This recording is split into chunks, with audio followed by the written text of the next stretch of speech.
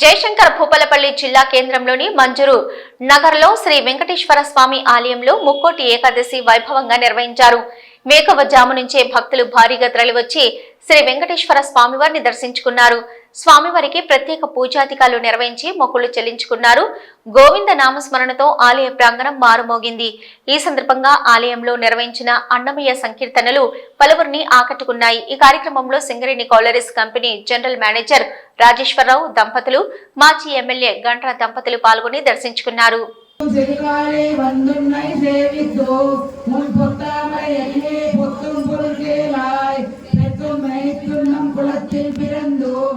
குத்தேவலை இவளை கொள்ளாமல் போகாதோ இத்தை பறை கொள்வானன்றுகாதோரிந்தா எத்தைக்கும் வேலே பிறவிக்கும் முன்னோடு தூய்மையாவோ உனக்கே நாமால் செய்வோம் மாத்தை நம் காமங்கள் மாத்தேனோ எம்பாவாய்.